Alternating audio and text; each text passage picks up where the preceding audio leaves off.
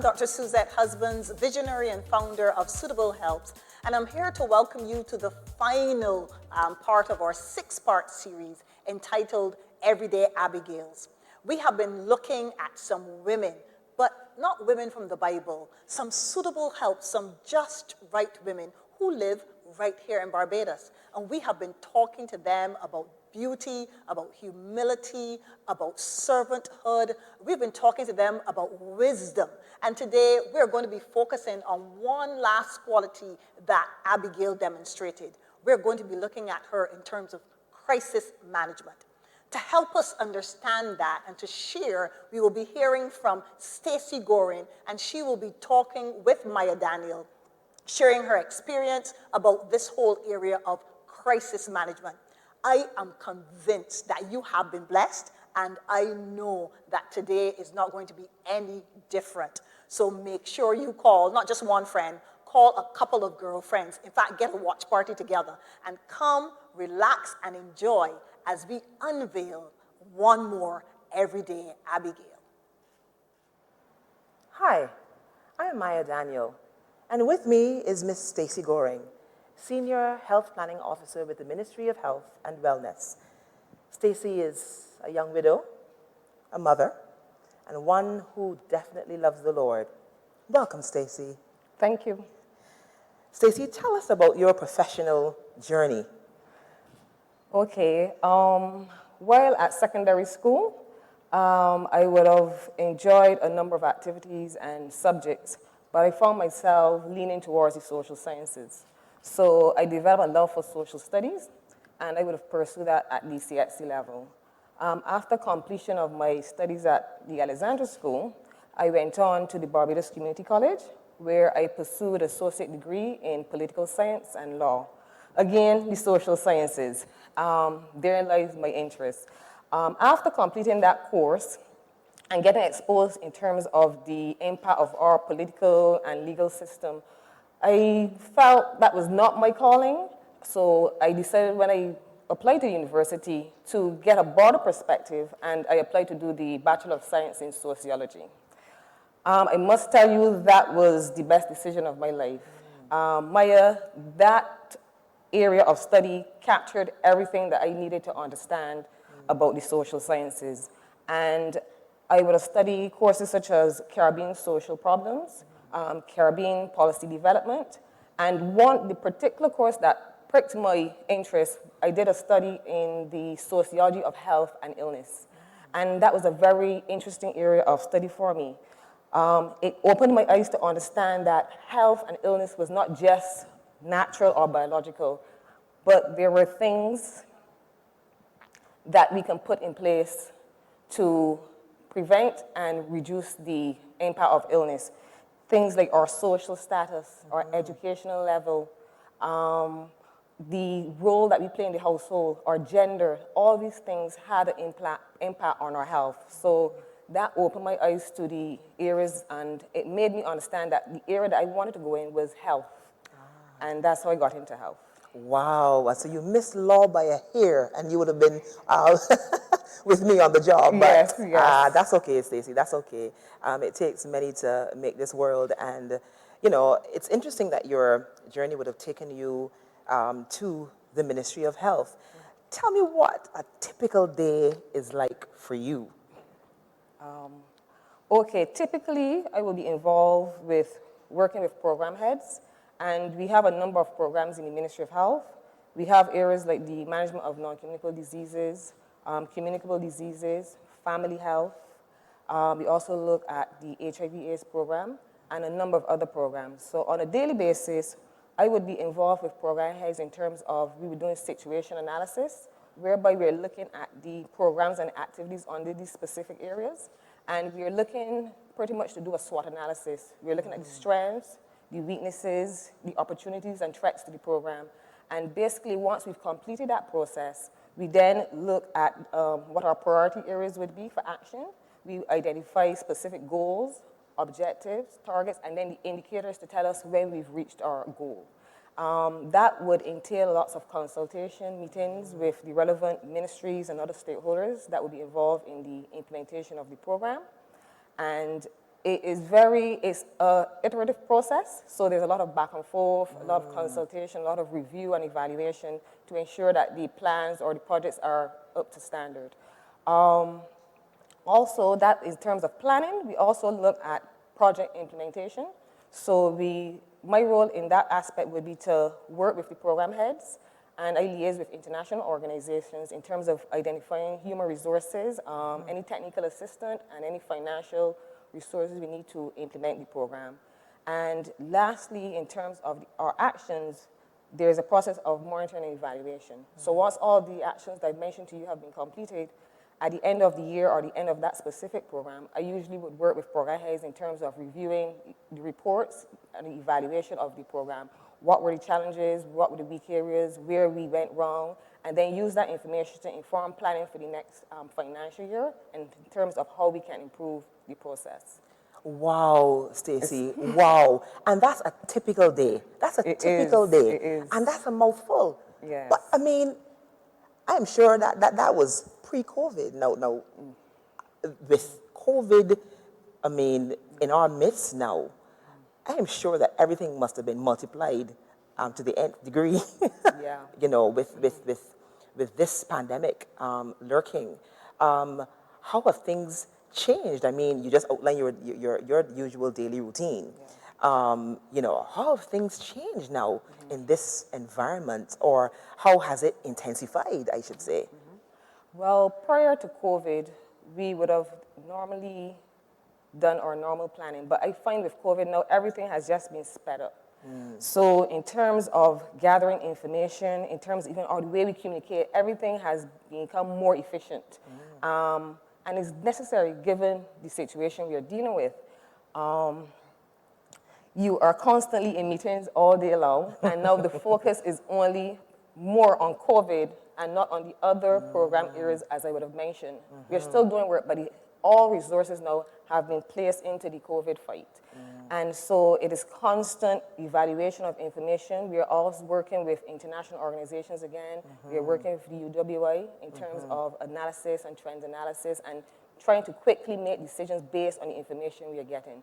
So everything right now is revolving around COVID. All the human resources we need, all the financial resources we need, all of that is being focused into one target, which is the management and restricting the spread of the virus here in Barbados.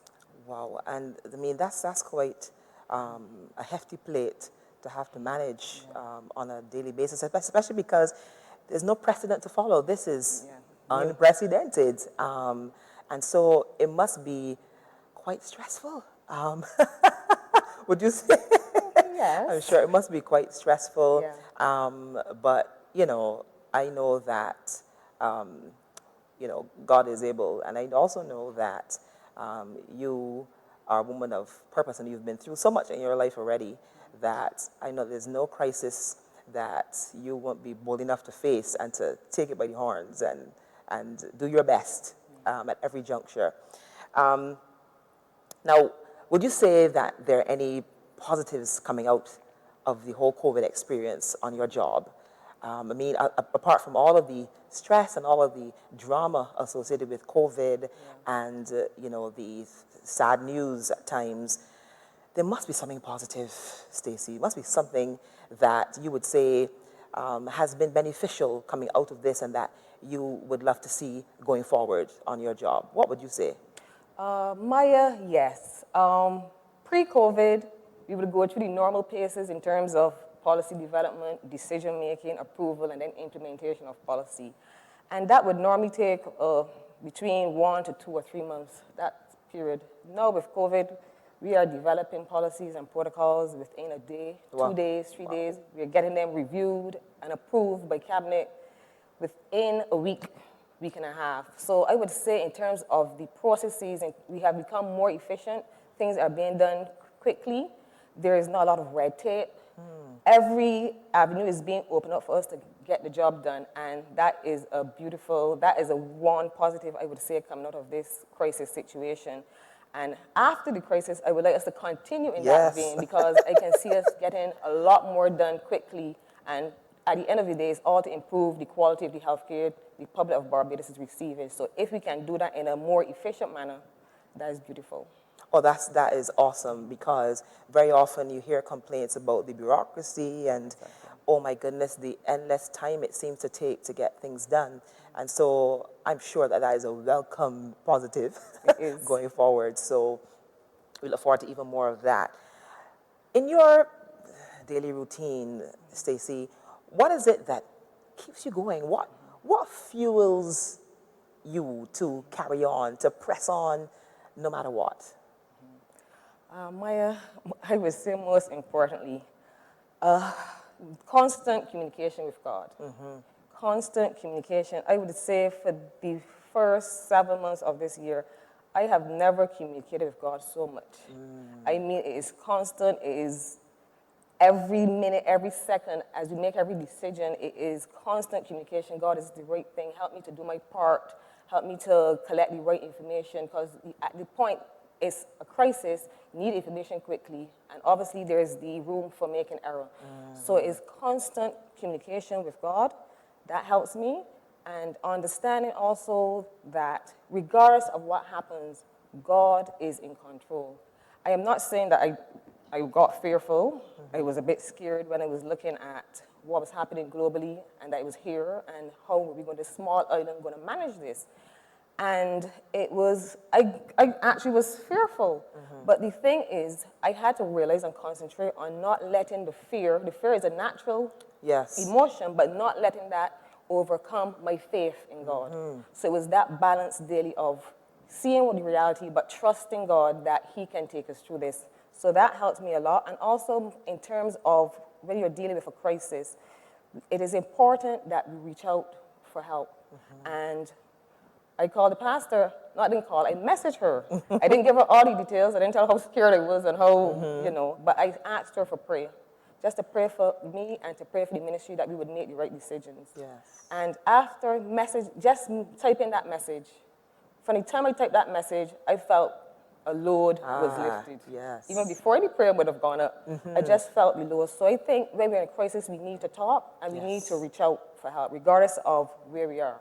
Yes, that's excellent, Stacy. Sometimes voicing the challenge, voicing the hurt, often begins the healing, begins the relief process, and that's excellent, Stacy. And how do you see yourself? What role do you see yourself fulfilling in making a contribution to our society in your position now? How do you see yourself? Well, as a senior health planner, my role is to work with I have a boss, the chief health planner, and the permanent secretary and the minister to implement whatever goals and policies the government of Barbados decides in terms of healthcare and the direction. My role is to do my best in terms of all the research, information gathering, and making the appropriate recommendations based on, we would also look outside in terms of gold standard, what is being done internationally, and I also look in terms of if we bring it here, how can we adapt it to our culture, our situation, to ensure that Barbadians get the best opportunities when it comes to accessing healthcare and to utilizing the services. So my role is to facilitate the process and to ensure that the policies that we put in place are productive and they help individuals to have a better quality of life in terms of better healthcare access.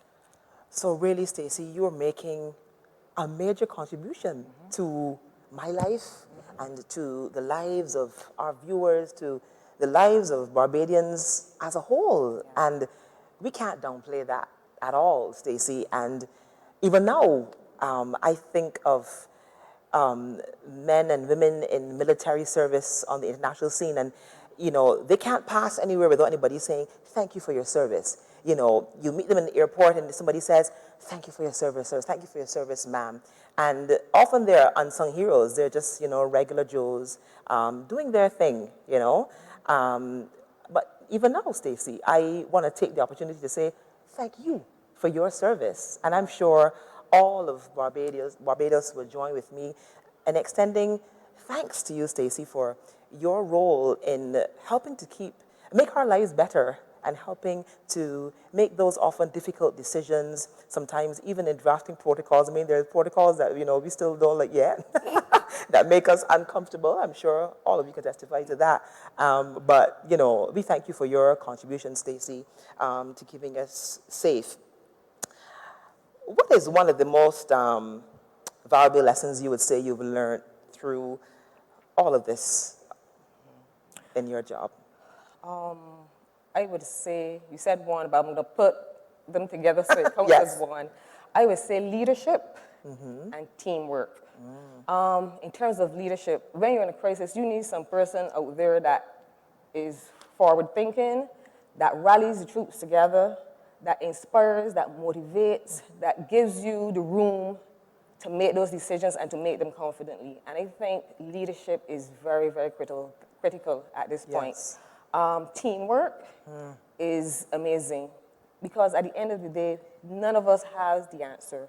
All of us working together, we can come up with viable solutions, but we cannot do it alone. So I realized that teamwork is very, very, very, very critical. And it is doing the job, but also checking on a team member. Asking, how are you doing today? How are you managing?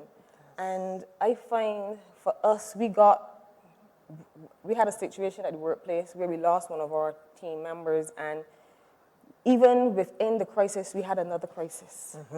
And we realized that at the end of the day, we still have to check on each other, make sure each other we are okay, that we are managing well, and finding that outlet to get the stress out. So teamwork and leadership, for me, coming out of this situation, is really, really critical. Indeed, Stacy, because no man is an island. We sung that song at school so many times, and probably only became real for us as adults, but certainly no man is an island, and we need each other because sometimes the crisis shows up the weaknesses. And, in that we realize then, okay, maybe I may not be the best person for this job, but maybe I can, rely on the opinion of someone else, and together we can come up with a viable solution. So I like that, Stacy, I like that.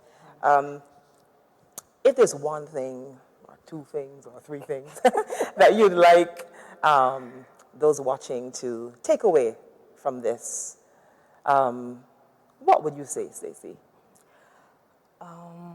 Firstly, I would say that you need an anchor, a sure anchor, and life will come at you in all forms and fashions. But I think if you have that sure anchor, which is Jesus Christ, that solid rock, that is one of the most important things you will need. And you have to be open to receive love and guidance. That is very critical. Another thing I think we need to understand is that perspective is very important. Oh, yes. At the end of the day, when we are dealing with a crisis, whatever situation we are dealing with, we need to understand, we need to tell ourselves, this crisis has not come to destroy me. I think that's the first thing you need to convince yourself of. This crisis has not come to destroy me. Yes. I say to myself, this crisis has come to build me. Yes. It has come to strengthen me. Yes. Maybe it has come to show me something about myself that I didn't realize. So it's programming your mind to understand that this is not the end. You will live to see another day. And that gives you focus, it gives you perspectives. You do not feel as overwhelmed as if you are thinking pigeonhole and not seeing a way out. You have to realize that this crisis could be an avenue to draw someone to Christ. It can be a testimony to someone that there is a God and he is able. So perspective is very important. And I would like to add here, just to be on the safe side, I know sometimes we might be going through a challenge and it might seem overwhelming. We might be feeling very depressed. And I just want to caution here because I'm in the health field, I know sometimes there is something called clinical depression. And it is beyond praying, trusting God, drawing others, because it's actually maybe an illness in the brain. So I want to add here for persons who may feel depressed, feel like they can't get out, seek additional help, seek professional help. We don't want persons to feel, well, I'm doing all these things, but yet I am not seeing light at the end. It could be something more. So I would want persons to get professional help if necessary. And once you have that, you might need taking medication, what have you. But then once you're able to function in your right mind again, then you apply all the skills in terms of accessing healthcare, speaking to friends, reaching out, trusting God, holding on to the word. Then when you bring that together, I think that that is a foundation for managing any crisis. Stacy, that's excellent advice, and we want to thank you so much for being with us today. And one of the things that I know for sure, and I've taken so much from this discussion today, one of the things for sure that I will take that will resonate with me is that this crisis has not come to destroy me, but there may be something in it for me, something in it for you, that we can learn and from which we can grow and be better human beings. God bless you, Stacy, in your role, and I pray that God will continue to keep you and grant you wisdom and insight and strength to carry on, even in this crisis. Yes. Thank you.